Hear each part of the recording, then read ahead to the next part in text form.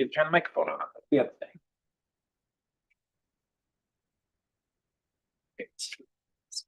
Well, good evening, everyone, and thank you all so much for joining us. My name is Benjamin Johnson, and I'm the event coordinator for McNally Robinson Booksellers here in Saskatoon. This event is being held on Treaty 6 territory, which is the land of the Cree, Saulteaux, Dene, Dakota, Lakota, and Nakota, and homeland of the Métis Nation. As we listen to our speaker share her words tonight, may we recognize the Indigenous stories that have been shared on this land since time immemorial.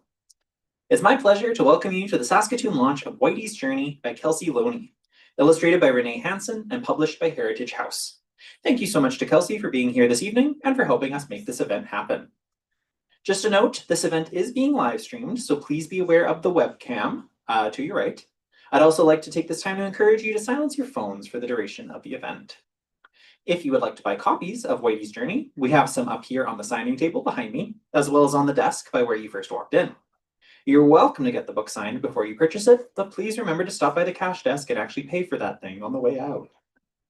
And for our kids in the audience, we've got a few. If you guys would like, you can feel free to come up. I know it's not the most comfortable, but the floor up here, if you want to come up so you can see the pictures a little bit better in the book, you're more than welcome to do so, okay?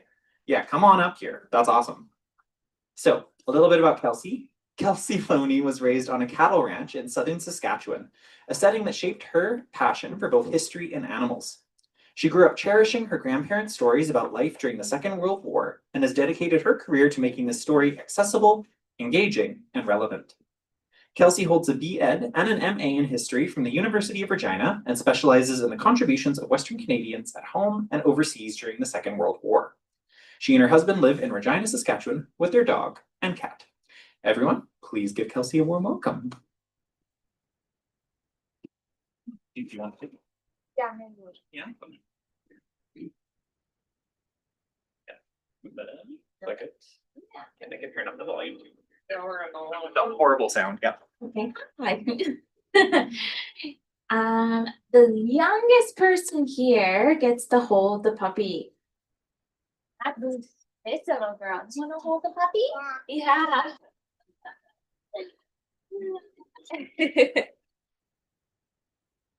Come on up.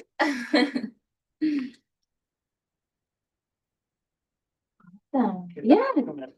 I want to make sure everybody can see the pictures. So, my name is Kelsey, and thank you all for joining me for Whitey's Journey. You will notice that I am wearing two poppies. One is red. Why do we wear the red poppy at this time of year? Who knows? Yeah? For Remembrance Day. And what is Remembrance Day?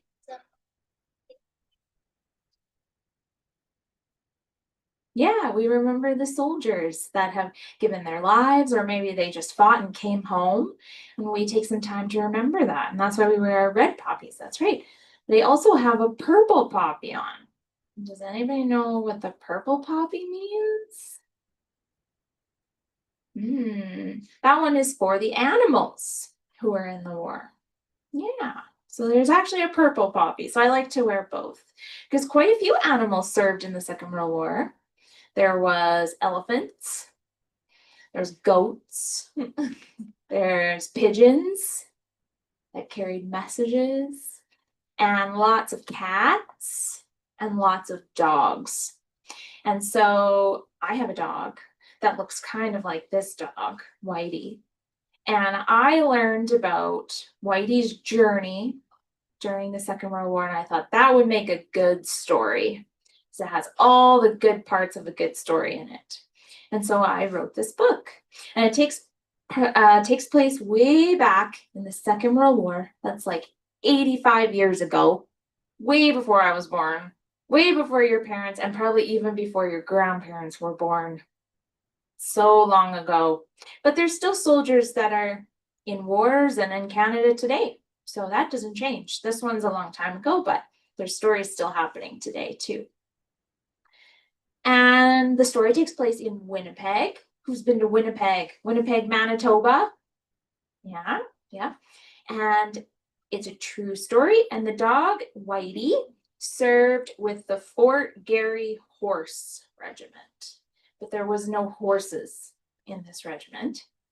But it's a big armored division with lots of tanks and armored vehicles. And armored divisions is when the guys are riding in the tanks. But before there was tanks, they wore the armor and rode the horse. And who can you think of that wears armor and rides a horse? Yeah, a knight. So knights are like the first armored division, where they're wearing the armor and riding the horse. And then eventually the people got into the armor. They stopped wearing the armor and now they drive the tanks. But that's why the word horse is in their regiment. So if you want to scooch even a little closer, you can, so that you can see the pictures. But I'm going to read you this story. It's perfect for the Remembrance Day season. Can everybody see? Okay. Right.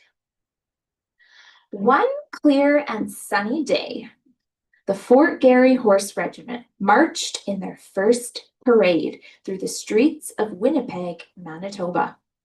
Canada had just entered the Second World War, and these brave young men were training to become soldiers.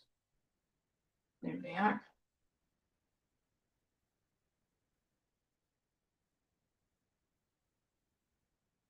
Hundreds of men, all dressed alike, marched in formation through the streets. They marched past smiling neighbors, a few stray cats, a boy on a bicycle, two girls playing hopscotch, and a tiny collie puppy tied to the front porch of a large, well-kept house. Even though the neighbors waved and the puppy barked, the men looked straight ahead, marching proudly in their new uniforms. They were still marching when something caught the eye of one young soldier. "Don't look now, but I think we have a new recruit," he murmured to his friend, nodding behind him. Sure enough, the little puppy had wiggled free from his leash and was marching alongside the men, wagging his tail and scampering to keep up. Yes, he got away from his house, marching with them. The puppy followed the soldiers back to their barracks and curled up comfortably on a cot. You know what the barracks are? It's where they live and sleep and eat. Soon an older man arrived asking for his puppy. Reluctantly, the two soldiers brought the little dog forward. "He's a determined fella," the taller, thinner soldier said. "He marched with us all the way back to our barracks." "Yes, he'd make a fine soldier," the shorter soldier agreed. "What's his name?" "His name is Whitey," said the older man as he hooked a leash firmly to the puppy's collar. Whitey gave the soldiers a farewell lick, and they waved goodbye as he left the barracks with his owner. Well, he already has an owner. He doesn't need these guys. The next day, as the men marched through town, Whitey saw them and barked excitedly. He wiggled and squirmed until he broke free from his leash and rejoined the men on parade. "Well, what do you know?" the taller soldier said. "He really does want to join the army." Again, his owner arrived to pick up his puppy. And again, the soldiers reluctantly said goodbye to their new friend. That's what I'd do too. I'd come and get my dog. Day after day, the soldiers marched past Whitey's house. And each time, the little dog broke free from his collar to join the army. Eventually, the owner shrugged and said, "No matter how tightly I tie his leash, I can't seem to stop him from enlisting. He's all yours." The soldiers cheered and welcomed Whitey into the Fort Garry Horse Regiment.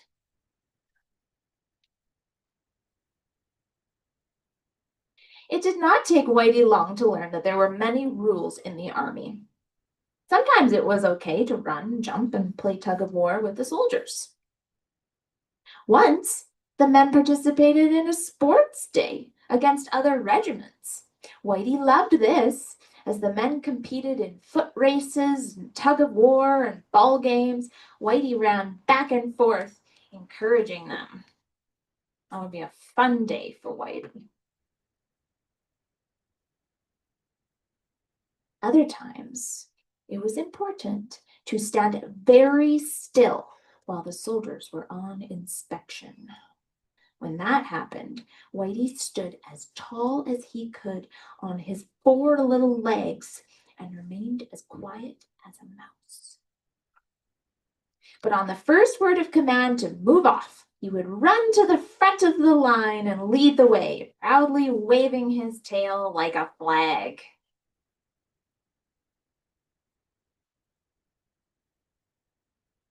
Whitey's favorite part of army life was when the soldiers went on parade. Each morning, when the sergeant major shouted his orders to fall in, Whitey would herd the men into their formations, barking at any slow movers to hurry up. In all of his years with the Fort Garry Horse Regiment, Whitey never once missed a morning parade. He's like the most eager person in the army. Well, he's not a person, maybe that's why. Whitey loved his men and was completely loyal to them. They all loved him in return. The soldiers took good care of their collie dog. They clipped his nails. They gave him baths. They took him to the veterinarian for regular checkups. They even brushed his teeth. Yeah. Eventually, he was given an official regimental number, H2600001½, making him a true member of the Canadian Army. Look, he even stamped it with his paw. Trooper Whitey was proud of his new status and even more proud to be given a soldier's pay of 35 cents a day, which he used to buy delicious treats. Looks like he's at the butcher shop getting some meat. Whitey followed the men of the Fort Garry Horse Regiment wherever they trained. They even guarded prisoners at a camp in Ontario. Whitey made it his personal responsibility to make sure that no prisoners escaped. Good boy. Finally, the soldiers received orders to board a ship for England. The time had come to go to war. As always, Whitey led the parade of men, marching towards the ship that would carry them across the ocean. But just as they reached the gangplank, a red-faced man raised a hand and yelled, "Halt!" Everyone froze in place, including Whitey, who stood as still as a statue, waiting for the man's next command.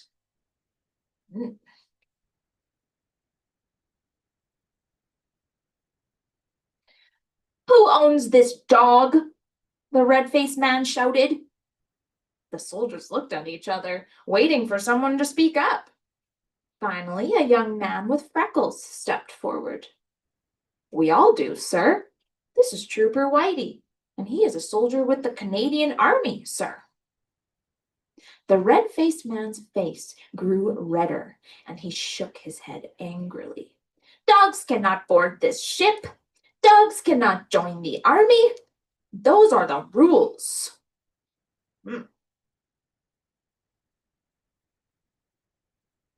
No dogs on the ship. No one dared to argue with this angry man, not even Whitey.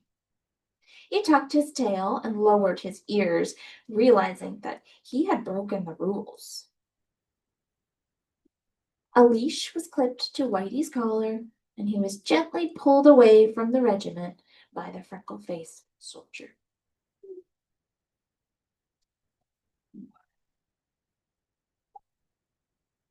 Come on, Whitey, the young man urged as Whitey resisted. Whitey wanted to stay with his men. When he realized that he was not allowed to board the ship, Whitey turned sadly and let the soldier lead him away. They were going away.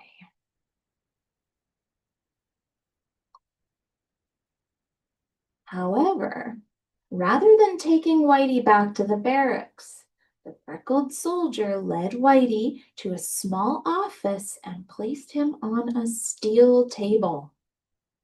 "You've got to help us," the soldier begged a man in a white coat. "We've got to get Whitey onto that ship. He's a soldier just like us."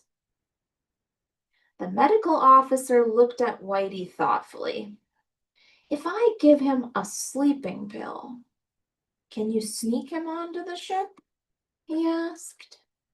Whitey looked back and forth between the two men and gave a small wag of his tail to let them know that he was willing to give it a try.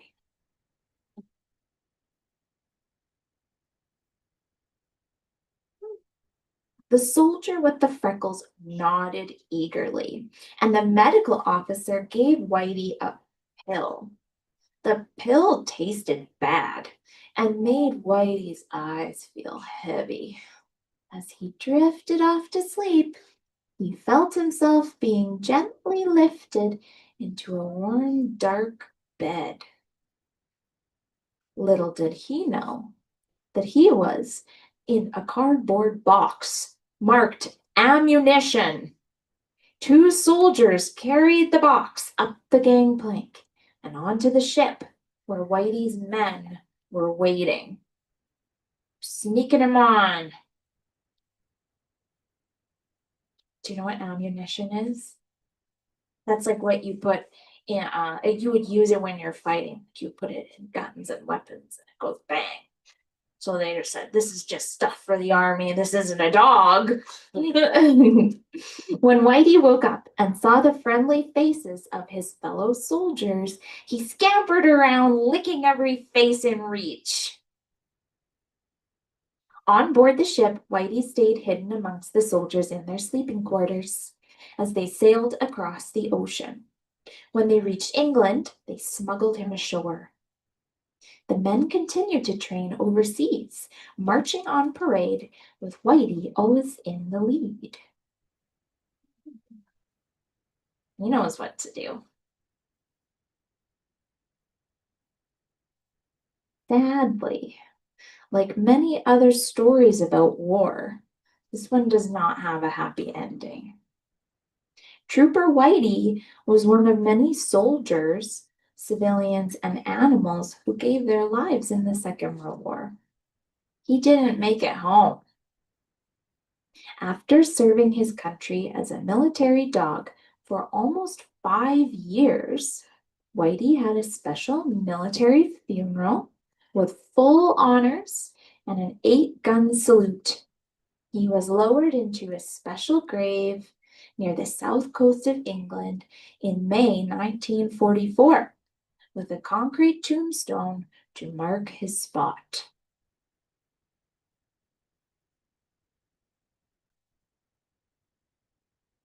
Whitey was a Canadian soldier through and through. Even as a pup, Whitey wanted to be in the army, and no one could keep him away from the men of the Fort Garry Horse Regiment. He was loyal, kind, and loved by all who knew him. His fellow soldiers missed him deeply. Whitey might be gone, but he has not been forgotten. Every time we think about Whitey, we remember that Canadian soldiers, some with 2 feet and others with 4, gave their lives to protect us so that we can live in peace. The end. You can see here's some real pictures of Whitey at the back.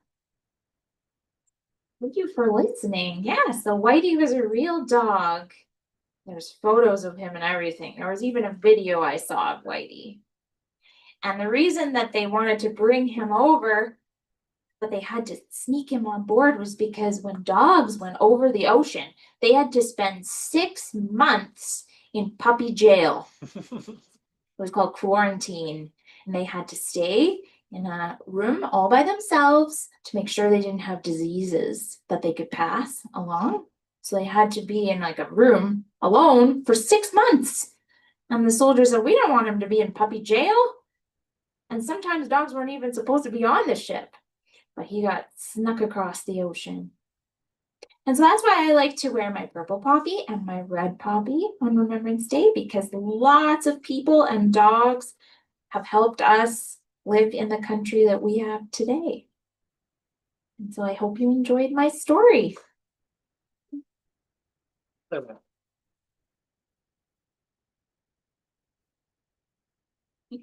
So, oh, that's very loud. All right, so at this point in time, if anybody in the audience has any questions that they'd like to ask about Whitey or about being an author, writing a story, feel free to ask them and I can bring the microphone over to you. You got one? Yeah, it's just an excuse to speak into the microphone. Was it fun to write the book? It was fun. Yeah, it was very fun. It was a lot of work though. It took 2 years. Yeah.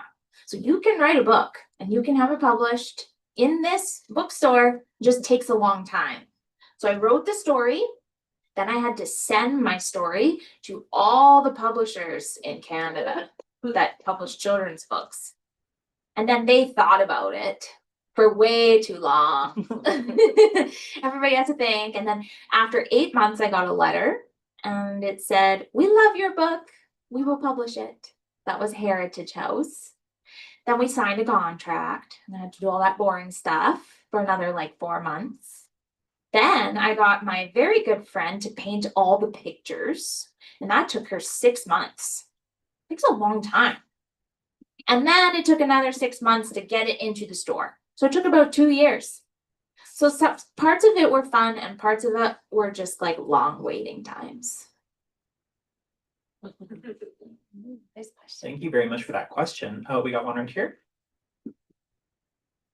What gave you the inspiration to write the book? Good question. Okay, well, it goes back a really long ways because my grandpa was in the Second World War. So that's where I got my special interest for Second World War stories, because I loved my grandpa very much and he was very kind and brave and I was very proud of him. And I have a dog. If you'll look on the very back cover, I have a dog that kind of looks like Whitey. So I love dogs that look like that. And I love dogs in general. And I was in the airport and I was sitting with a guy who's from Winnipeg. And I said, I love dogs in the war because I just talk about whatever. And then he said, well, have I got a story for you? And so he told me the story of Whitey. And I said, that sounds amazing. And then he said, I've got pictures. So then he emailed me some pictures. And then I just thought, oh, this is so cute and so sad and so good. And it tells such a good story. And I used to teach grade 3. And so it all came together and I said, this will make an amazing story. And I wrote it down. Oh, another question. We're here. Hi, I'm wondering about your childhood experience with animals, like your history, like growing up. Yeah, I had a dog that looked like Whitey when I was a kid. I have a dog now. I grew up on a farm, so lots of animals on the farm. So I've just always loved animals. Yep. Yeah. And lots of animals, like we all have animals that pass away too. Like animals don't live nearly long enough. And so I knew about the heartache of losing a pet. And then I've also talked with soldiers who've lost friends. And I thought, wow, that must be double sad because you're losing your pet and somebody that's, helping you in the war. So I thought, I think we could all benefit from thinking about that a little more. I have a question. You talked a lot about different things that Whitey did during the war. Do you have a personal favorite story about Whitey that you learned while you were researching the book? Yeah, so everything in the book is true. Like they really did brush his teeth and give him treats and pay him and all that. So I put a lot of those things in the book. But some things you just can't put in. So something that I really liked was that in England, when he's training with the men there, he would lead them even into church. So the regiment would go to church on Sundays, and he would even walk them down the aisle to their pew. He knew where his regiment sat, and then they would, kick him out, and then he'd wait on the steps of the church until it was over, and then yeah. So everybody knew him in England and the area and would say, "Where's Whitey? How's he doing?" And yeah. So there's lots of little stories like that. And then actually kind of interestingly, I reached out because so in the war diary, it gives the coordinates of where Whitey is buried. And so I looked that up on Google Maps and I found who the owner of that land is. And like creepily just emailed. It's a large estate now. So I said, "Hey, I'm an historian. I'm writing this book. Is there a grave on your land?" And they had never heard of this. So they went out looking. It's a beautiful, huge, large, estate. And it's not there anymore, but they went straight to the spot, and it's a nature reserve area, and it's like a marsh. So anything that was there is gone, which is too bad. But they're very excited about it, and so they sent me a picture of the spot, and so that's kind of a nice little wrap up. I have a second follow-up question. Sorry, I'm the one full of That's questions okay. tonight. You talked about other military animals too. Do you have any other interesting military animal stories that you've heard? Oh, there's so many. There's so many. Yeah. Pick an animal. I think I might need the kids' help for that. Yeah. What animal do you guys think? Yeah? Well, the fun story that I know about the bear is obviously Winnie the Pooh. There's also a bear named Whitey, and he was in Poland during the Second World War, and he actually would help lift the big shells from the guns and load them onto carts. So he was a helper bear, and then he liked to eat cigarettes. I'm sure that made him very popular with the soldiers. Any other animals? Yeah, there's cats. There was a cat named Oscar who survived the sinking of a ship. Yeah, another ship picked him up and he just carried on with his journey. One of my favorite stories is that it's two dogs. Their name is Maggie and Jigs.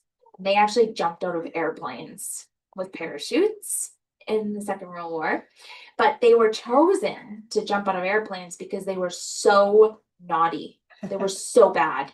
They would bite and growl and fight with the other dogs. And they thought, well, we're trying to train some dogs because sometimes we have to drop into zones where we can't, get to people, but we like dogs with medical supplies on their backs. Maybe we could just drop them in with parachutes, but who should we test it on? So they picked Maggie and Jigs because they were so naughty. They thought, oh, well, hopefully it works. But when they got into the airplane, they were very calm. They just laid right down, and then they put them out of the airplane and they just dropped like little sacks of potatoes, landed with their four little paws on the ground, found the soldiers needing help, gave them medical supplies, and then they became the first parachute dogs. Yeah, they trained in BC. So there's so many stories. Any other animal? Do you have a question? Yeah. You have an What animal? animal? Okay. What about birds? Yeah, there was birds, especially pigeons.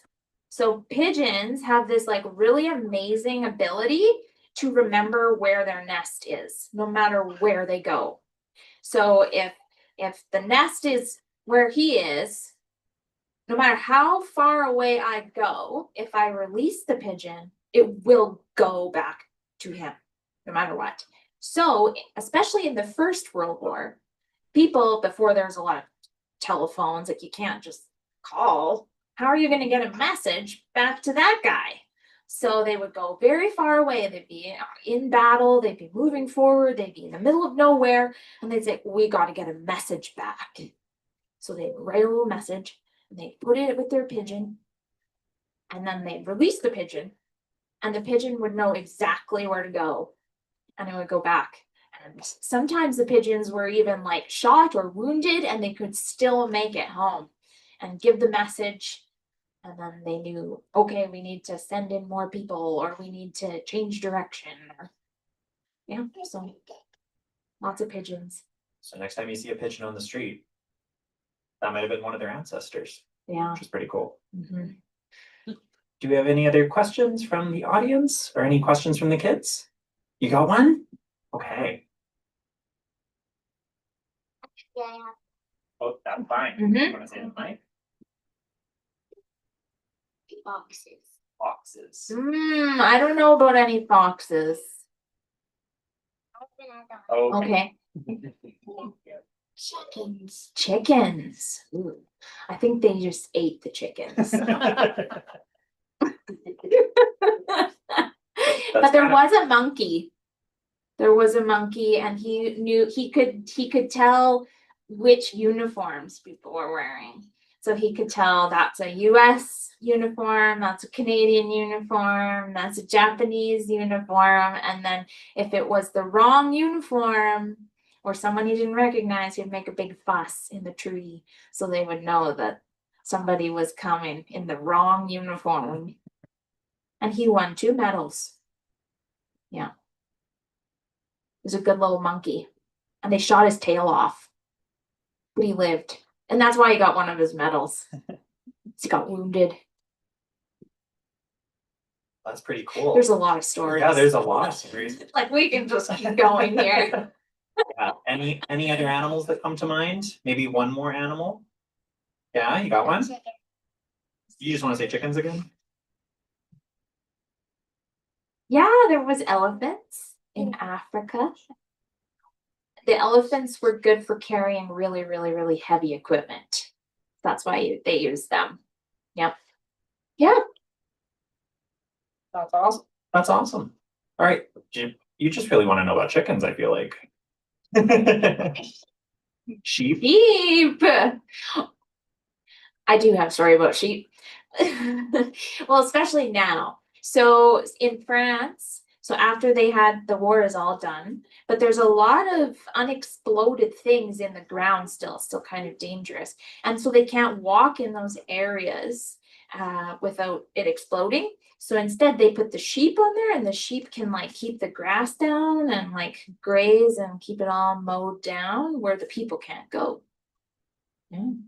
Pretty cool. Well, if we don't have any more questions, thank you so much once again for reading and for sharing your knowledge and your stories. And we give Kelsey another big round of applause. Yeah, thank you so much. And Kelsey's going to be sitting back there. If you think of any more animals or if you think of any more questions, I'm sure she'd be happy to talk about it at the signing table. So thanks once again. And yeah, have a great night, everybody. Thanks for coming.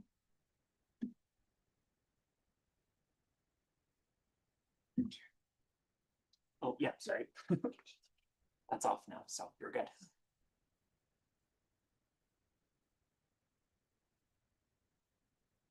Thank you.